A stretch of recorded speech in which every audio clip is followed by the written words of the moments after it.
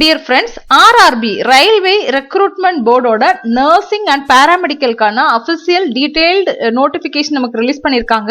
So யாரெல்லாம் apply பண்ணலாம், என்னென்ன போஸ்ட் எல்லாம் இருக்குது, அப்ளை பண்றதுக்கு என்ன எலிஜிபிலிட்டி, குவாலிஃபிகேஷன் என்ன அண்ட் ஃபீஸ் எந்த மாதிரி கலெக்ட் பண்றாங்க, எப்படி அப்ளை பண்ணணும் அப்படிங்கிற கம்ப்ளீட் டீடைல்ஸ் தான் பார்க்க போறோம்.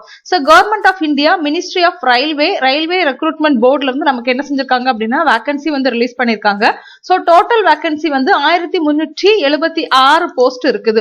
ஸோ இதுக்கு கூடவே நீங்க அப்ளிகேஷன் வந்து என்னைக்கு ஓபன் ஆகுது அப்படின்னா 17/8/2024 அன்னைக்கு ஓபன் ஆகுது. க்ளோசிங் டேட் வந்து 16/9/2024 வரை டைம் கொடுத்திருக்காங்க.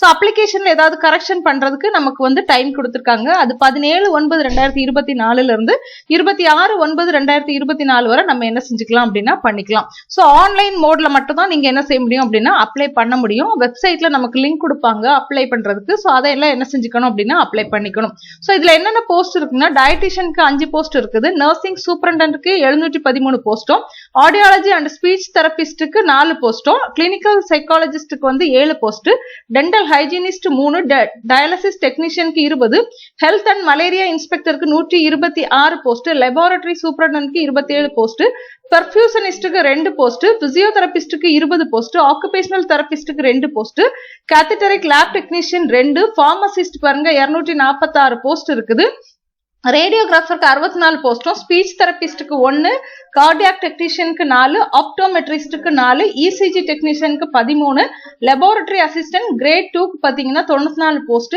Field ஒர்க்கருக்கு 19 post. ஸோ மொத்தமா 1376 போஸ்ட் இருக்குது. இதுல நம்மளோட நர்சஸ்க்கு அப்படின்னு எடுத்துக்கிட்டோம்னா 713 போஸ்ட் என்ன செஞ்சிருக்காங்க அப்படின்னா கொடுத்திருக்காங்க. உங்களோட ப்ரிப்பரேஷனை இப்பவுமே நீங்க என்ன செய்யுங்க அப்படின்னா ஸ்டார்ட் பண்ணுங்க. ஸோ கண்டிப்பா நம்ம என்ன செய்ய முடியும்னா ஆர்ஆர்பி எக்ஸாமை வந்து கிராக் பண்ணி எடுக்கலாம். ஸோ இதுக்கு என்னென்ன எலிஜிபிலிட்டி அப்படிங்கிறதும் என்ன செஞ்சிருக்காங்க அப்படின்னா டீட்டெயில் தான் நமக்கு வந்து கொடுத்திருக்காங்க.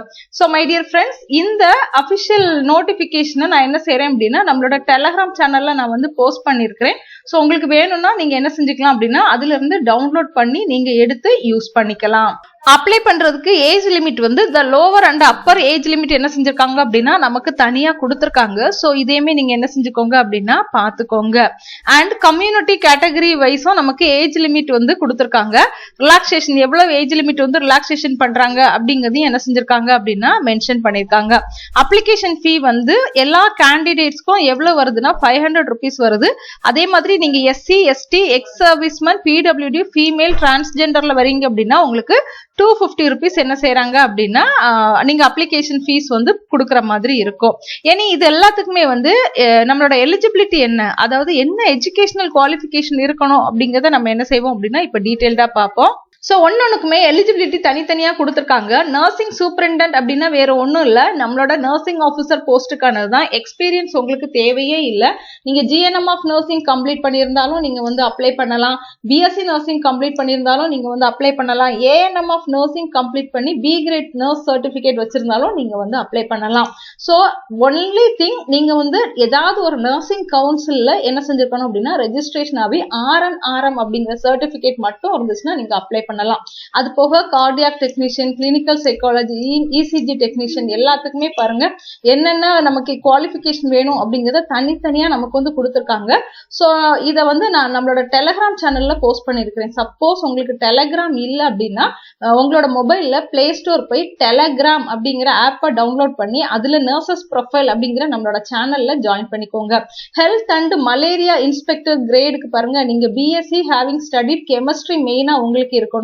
அதே நேரத்துல நீங்க sanitary inspector, health inspector course நீங்க என்ன செஞ்சிருந்தா போதும் அப்படின்னா முடிச்சிருந்தாலுமே நீங்க வந்து அப்ளை பண்ணலாம்.